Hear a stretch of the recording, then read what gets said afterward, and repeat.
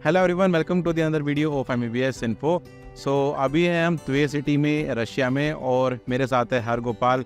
सो कैसे हो हरगोपाल आप? बस बढ़िया है। सो आप थोड़ा बताइए आपके बारे में, और आप कहाँ पे पढ़ते हो, ये सब आप थोड़ा बताइए।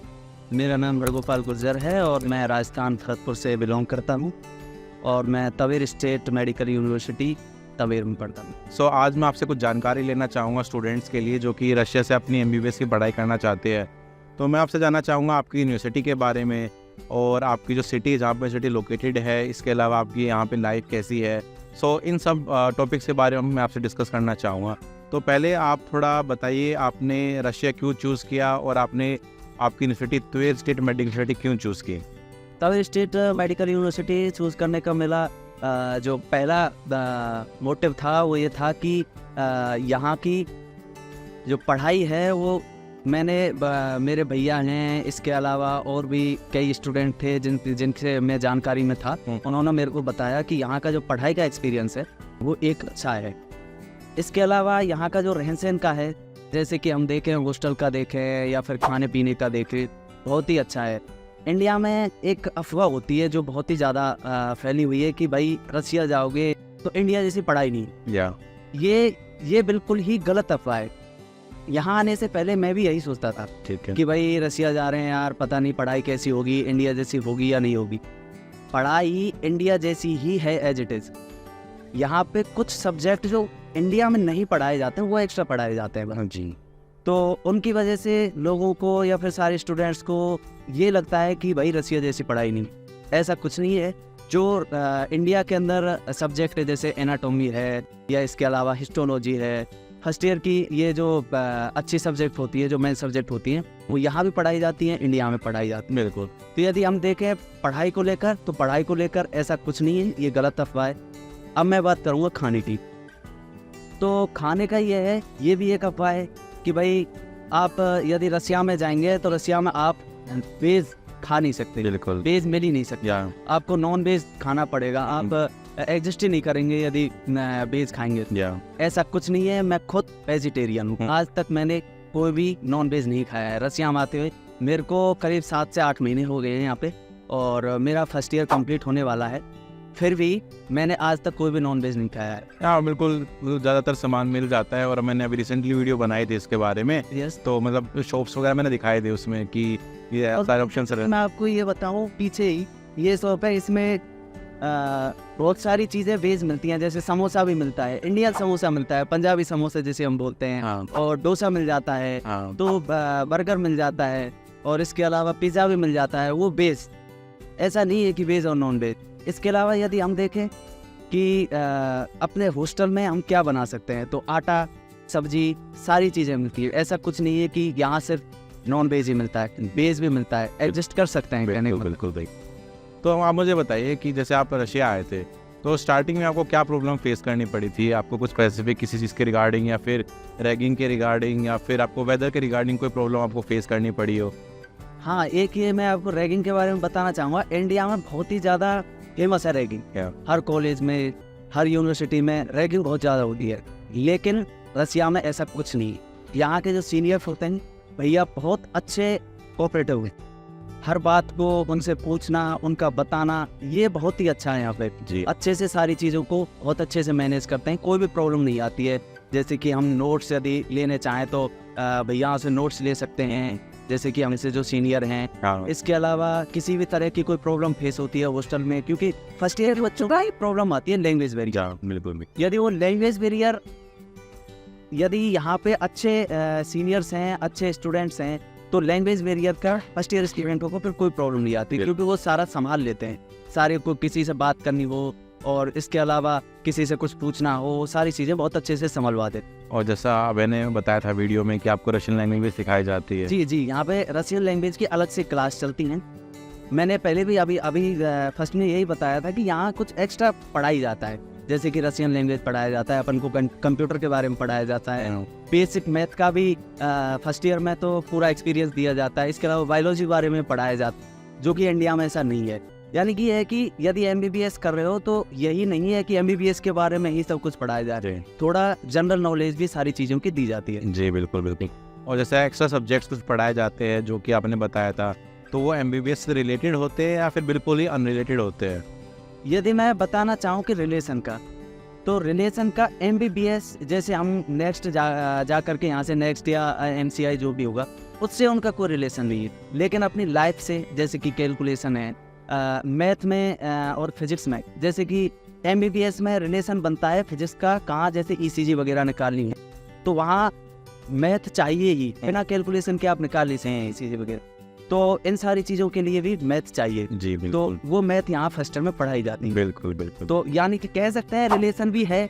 और कुछ सब्जेक्ट ऐसी है जैसे रशियन लैंग्वेज, हाँ रशियन लैंग्वेज का एमबीबीएस से कोई रिलेशन नहीं है, लेकिन आप रशिया में रह रहे हो, 6 साल तक रहना है, यहाँ का खाना पीना है, यहाँ घूमना भी है, यहाँ पे पूरी तरह एग्जिस्ट करना है, उसके लिए आपको यहाँ पे रशियन लैंग्वेज आनी चाहिए।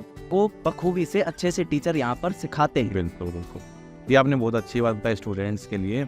और जैसे कुछ सब्जेक्ट्स है जैसे कि जेनेटिक्स से आपको पढ़ाया जाता होगा, मेडिकल इन्फॉर्मेटिक्स है, और कौन से सब्जेक्ट्स आपको पढ़ाए जाते हैं फर्स्ट ईयर में? तो फर्स्ट ईयर के अंदर हमको बेसिकली यदि सब्जेक्ट देखें तो मेन सब्जेक्ट होती हैं एनाटॉमी और हिस्टोलॉजी।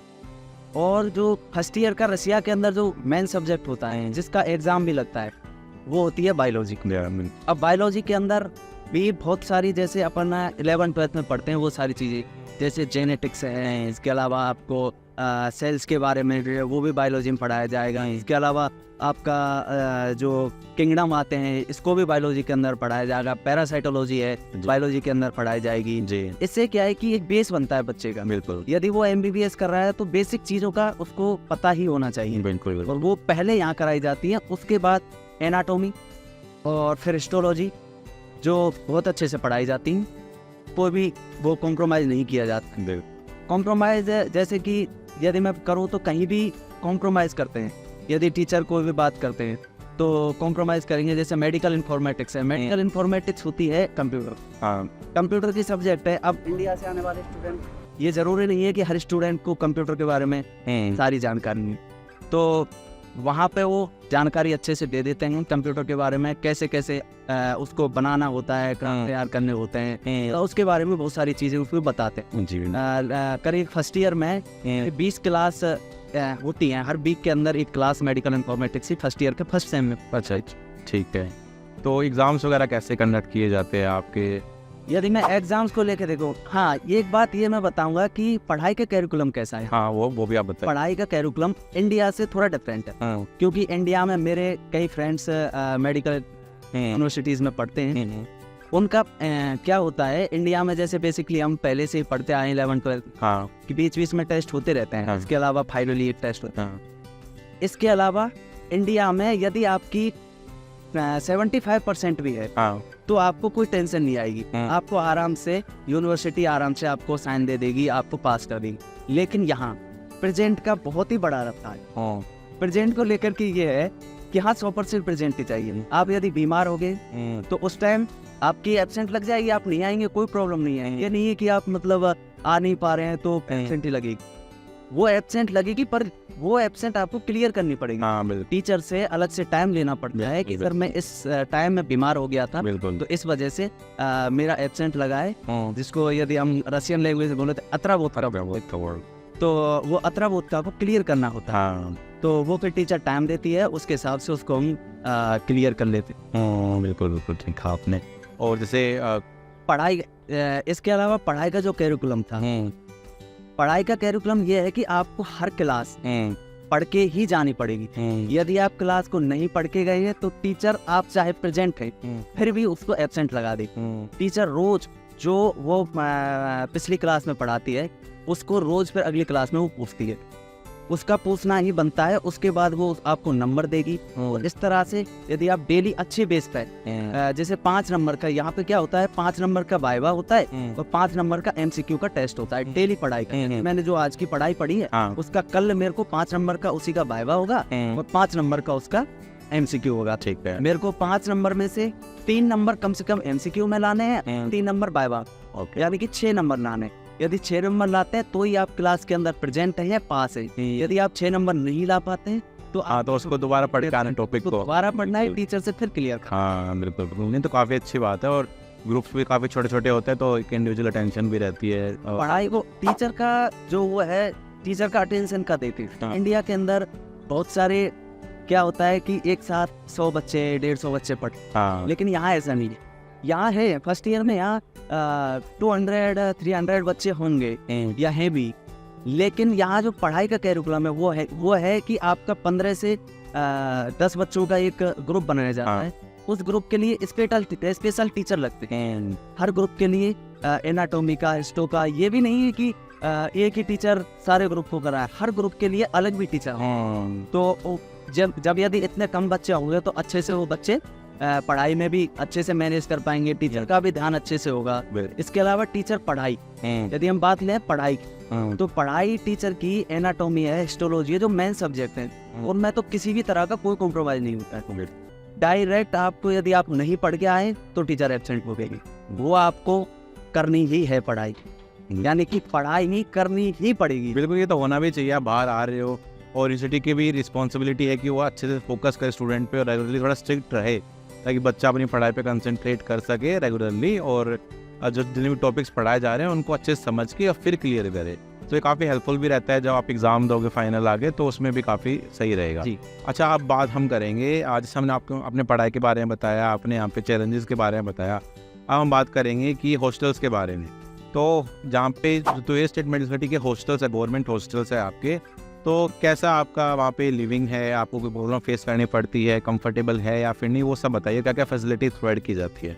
यदि मैं आपको हॉस्टल के बारे में बताना चाहूँ तो 2 टाइप ऑफ हॉस्टल। एक तो होता है इंडिया जैसे, जिसमें बहुत सारे बच्चे एक ही जगह लेट बात है, एक ही जगह कैंटीन है, इसके अलावा खाना बनता है, मेस है, वो सारी चीज़ें एक जिसका नाम है हॉस्टल नंबर 2, उसमें सब कुछ सेम इंडिया जैसा है, एक ही जगह आपके लेट बात है, इसके अलावा एक ही जगह आप खाना बना सकते हैं। और बच्चों का रहने का वहाँ एक रूम में 3 बच्चे रहते हैं। इसके अलावा जो थर्ड हॉस्टल है, हॉस्टल नंबर 3, वहाँ सेम आप फैमिली के टाइप में रह सकते हैं, यानी कि 5 बच्चों को एक फ्लैट में, उस फ्लैट में आपके स्पेशल लेट बाथ होंगे, स्पेशल किचन होगी, और 5 बच्चे आपके उसमें रहेंगे। रूम कितने होते हैं उसमें? रूम उसमें 2 होते हैं, एक बड़ा रूम होता है जिसके अंदर 3 बच्चे होते हैं, और एक छोटा रूम होता है जिसके अंदर 2 बच्चे रहते हैं। अपार्टमेंट टाइप सिस्टम हो गया वो। अपार्टमेंट टाइप सिस्टम होता है, फ्लैट होते हैं। और मैं जहाँ रहता हूँ वो यही है, हॉस्टल नंबर 3 है, इसमें फ्लैट हैं, और मैं छोटे वाले रूम में रहता हूँ, मेरे साथ एक और भैया रहते, हम 2 लोग रहते हैं। बहुत अच्छे से जो साथी हैं वो भी अच्छे से कोऑपरेटिव होते हैं, एक दूसरे के साथ मिलजुल के रहते हैं। ऐसा कुछ नहीं है कि भाई आपको रसिया जा रहे हैं तो कोई अलग ही मिलेगा, कहीं से दूर से आएंगे, सब इंडिया वाले ही हैं, बहुत अच्छे से मिलजुल के रहते हैं। कोई भी प्रॉब्लम नहीं आती है रहन सहन को लेकर के। खाने को यदि उनका बन रहा है कि भाई हम एक साथ बना सकते हैं खाना, जिसका जैसे सेम खाना होता है, खाने की प्रॉब्लम कैसे होती है कि सेम खाना ना हो। जैसे कि मेरा है, मैं वेज खाता हूँ और मेरे साथ वाले हैं 3 बंदे नॉन वेज खाते हैं, तो अब हमारा खाने का नहीं बैठ पाता साथ, क्योंकि वो नॉन वेज खाते हैं, मैं नॉन वेज नहीं खाता हूँ, तो फिर मैं अलग से खाना बनाता हूँ। फिर भी मेरे साथ एक भैया और हैं, मेरे सीनियर सहदेव बेसला, वो 2nd ईयर के स्टूडेंट है, मेरे भैया ही हैं, वो मेरे साथ खाना बनाते हैं।